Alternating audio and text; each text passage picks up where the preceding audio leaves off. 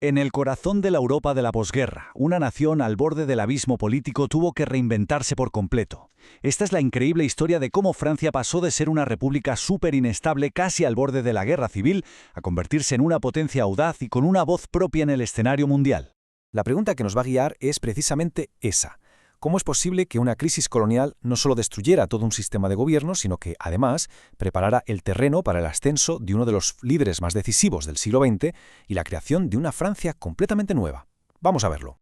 Venga, vamos al lío. Nuestra historia arranca justo después de la Segunda Guerra Mundial, con el nacimiento de la Cuarta República. Un sistema que, bueno, aunque nació con toda la esperanza de la liberación, llevaba dentro las semillas de su propia destrucción. Estaba, por así decirlo, diseñada para fallar. Miren bien este esquema, porque aquí está el meollo de todo el asunto. A diferencia de un sistema presidencialista, en la Cuarta República, el gobierno no era independiente, salía directamente de la Asamblea Nacional. En la práctica, esto significaba que el Parlamento tenía la sartén por el mango. Y aquí está la clave. Los diputados no solo elegían al gobierno, es que podían tumbarlo con una moción de censura en cualquier momento. Imaginen el nivel de inestabilidad. Cada gobierno era como un castillo de naipes. Cada decisión dependía de pactos fragilísimos. Y claro, en plena Guerra Fría, con el mundo dividido en dos, esta parálisis era un lujo que Francia no se podía permitir. La consecuencia de todo esto, pues esta cifra, que lo dice todo: 24 gobiernos diferentes en tan solo 12 años. Es una auténtica barbaridad que nos habla de un estado de parálisis política casi continuo. Gobernar a largo plazo era sencillamente una misión imposible. Y si se preguntan por qué pasaba esto, este gráfico es la respuesta. El sistema electoral creaba una Asamblea Nacional súper dividida. Tenías bloques enormes como los comunistas, los socialistas, los democristianos del MRP, y todos con ideas muy distintas. Ponerlos de acuerdo para formar una mayoría estable y que durase en el tiempo era una tarea casi heroica. Y ojo que desde el principio hubo una voz muy importante que ya lo advirtió, la de Charles de Gaulle. Él, que había sido el héroe de la Francia libre, avisó de que este sistema tan débil iba a acabar en desastre. Como no le hicieron caso, se retiró de la política, un poco a la espera quizás de que Francia volviera a llamarlo. Y ese momento no tardó mucho en llegar. La crisis que finalmente hizo estallar por los aires a la Cuarta República no nació en París, sino a miles de kilómetros, en Argelia. Y es que hay que entender una cosa: Argelia no era una colonia más. Para Francia era un departamento, era una parte de la nación. La idea de perderla era simplemente impensable. Y esa fue la chispa que lo incendió todo. La escalada fue rapidísima. Lo que empezó en 1954 como una serie de ataques del Frente de Liberación Nacional, lo que se conoce como la Toussaint Rouge, se convirtió en una guerra total, brutal, sin cuartel, que desgarró a la sociedad argelina y a la vez envenenó la política en Francia. En este mapa se ve perfectamente cómo la insurrección se fue extendiendo como la pólvora por todo el territorio. Mientras tanto, en París, los gobiernos caían uno detrás de otro, totalmente incapaces de dar una respuesta coherente a una crisis que amenazaba con romper la propia república. En su primera declaración, allá por 1954, el FLN dejó muy clara su postura con esta frase: «La hora es grave». No querían reformas, no querían un poco más de autonomía, querían la independencia total, y estaban dispuestos a conseguirla como fuera. Para ellos no había marcha atrás. El punto de no retorno llegó el 13 de mayo de 1958. Los militares franceses en Argel, que estaban hartos de la debilidad del gobierno y se temían que negociara la independencia, se sublevaron, dieron un golpe y crearon un comité de salvación pública. El gobierno de París había perdido el control de su propio ejército. Francia se asomaba literalmente al abismo de una guerra civil. Con el caos total y la amenaza de un golpe de Estado en París, todas las miradas se volvieron hacia un solo hombre: Charles de Gaulle. Él no era un político más, era el símbolo de la resistencia, el hombre que había salvado el honor de Francia. Su vuelta al poder iba a suponer el fin de una república y el nacimiento de otra. Esta comparación visual lo dice absolutamente todo.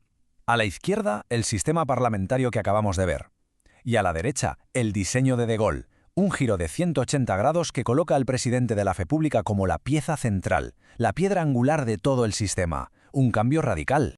De Gaulle no quería poner un simple parche, quería una refundación total. Él había vivido el desastre de 1940, provocado por la debilidad de la Tercera República, y estaba convencido de que, para evitar la parálisis, Francia necesitaba un poder ejecutivo fuerte, un líder con la autoridad y la legitimidad para marcar el rumbo y mantenerlo.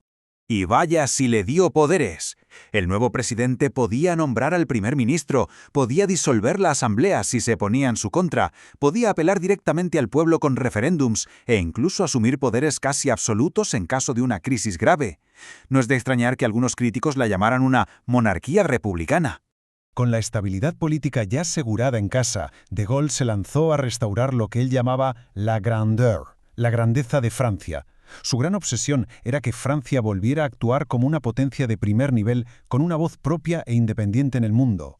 Esta frase resume su filosofía a la perfección. Para de Gaulle, que durante la guerra sintió cómo los aliados a menudo dejaban de lado a la Francia libre, la sumisión no era una opción. Francia no podía ser un actor secundario, no podía depender de lo que decidieran en Washington o en Moscú, tenía que liderar. El primer pilar de esta grandeur fue la autonomía militar. De Gaulle impulsó con todas sus fuerzas el desarrollo de un arsenal nuclear propio, la famosa Force de Frappe.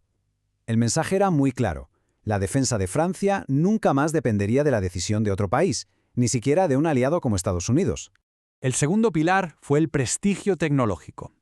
Proyectos como el avión supersónico Concorde no eran solo logros de la ingeniería, eran sobre todo declaraciones políticas. Le demostraban al mundo que Francia estaba a la vanguardia, que podía competir y ganar en los campos más punteros de la ciencia y la industria. Y el tercer pilar fue la independencia diplomática, el famoso non de Gaulle. No le tembló el pulso para salirse del mando militar de la OTAN, porque no quería que sus soldados estuvieran bajo control estadounidense, y vetó hasta 2 veces la entrada del Reino Unido en el proyecto europeo, porque lo consideraba un caballo de Troya de Washington. Pero justo cuando el modelo de Gaulle parecía más sólido que nunca, indestructible, apareció un desafío que nadie había previsto. No vino de los políticos ni del ejército, sino de las calles, de las universidades. Era una nueva generación que no había vivido la guerra y que pedía no solo cambios políticos, sino una revolución total de la sociedad, de la cultura y de las costumbres. Lo que empezó como una protesta de estudiantes en París, con lemas como «La imaginación al poder», se convirtió en cuestión de días en la mayor huelga general de la historia de Francia. El país entero se paralizó. Ya no era una revuelta contra un gobierno, era una rebelión contra la autoridad, contra el consumismo, contra la sociedad conservadora que de Gaulle representaba. Y su poder, que parecía de hierro, se tambaleó. Y aquí lo dejamos. La Quinta República se diseñó para resistir golpes de Estado, para aguantar la parálisis parlamentaria. Pero la crisis de mayo del 68 lanzó una pregunta nueva, una pregunta que sigue en el aire. ¿Estaba este sistema tan vertical y centrado en una sola figura, preparado para una crisis que no era de poder, sino de valores? ¿Podía una república fuerte sobrevivir a una revolución cultural? Esa es la pregunta que, desde entonces, resuena en la Francia moderna.